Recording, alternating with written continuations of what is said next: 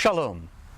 Our Torah portion for this week is Tetzaveh, and we will begin reading from chapter 27, verse 20 in the book of Exodus. Now, this Torah portion is usually read during those days leading up to Purim. Often it's read on the 7th day of Adar. It doesn't quite work out this year, but in many years it's read on the 7th day of Adar, the day associated with both the birth and the death of Moses. Now, there's some interesting aspects of this Torah portion. This is the only Torah portion, the only portion in the last four books of the Torah that does not mention Moses by name. Not only that, we don't hear any words coming directly from Moses. We only get God instructing Moses without addressing Moses. In many of the portions up to this point, it says, "Vaydaber Adonai el Moshe lemor," and the Eternal One spoke to Moses, saying. We don't get that in this Torah portion, which makes it rather unusual. Furthermore, there is a peculiar way in which God addresses Moses as God commands him to assemble others to carry out God's instructions. Let's take a look at them. Ve'ata tetzaveh et bnei Yisrael v'ikchu alecha shemen zayit zach katit lamaor lahalot ner tamid. And as for you, you shall command the Israelites to bring to you pure olive oil that has been beaten in order to kindle the lamp that will burn continually. Then we go down to chapter 28, verse 1. Again, we have this word ve'ata, which means, translated, just as at the beginning of verse 20, it can be translated as "and as for you." And we notice Moses' name does not follow this phrase, "and as for you." That's the way Aviva Zornberg, the contemporary Torah commentator, translates it. So it says, "Va'ata hakrev alecha et Aharon achicha ve'et banav ito mitoch bnei Yisrael lechachano li Aharon, Nadav, Avihu, Elazar, Va'itamar, B'nei Aharon.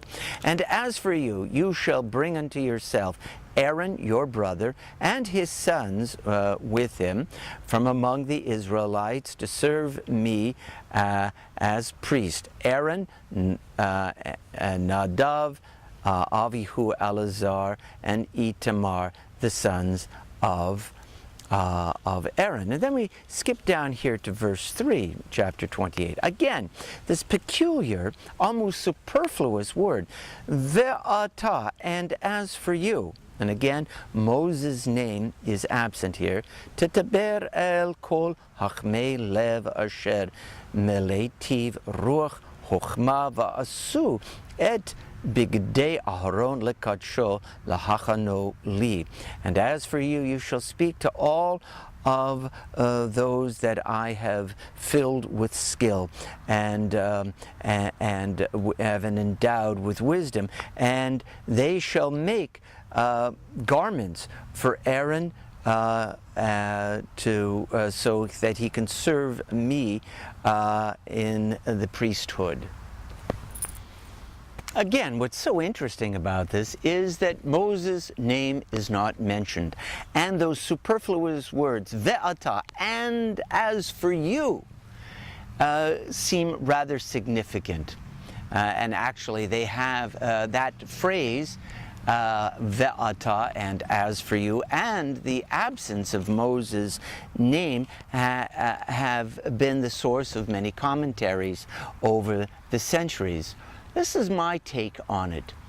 Moses, up to this point and later on, will be, or has been and will be, front and center in the leadership of the people. And in this Torah portion, he is supposed to, to some extent, to remove himself, to remove his own ego investment in fulfilling God's word.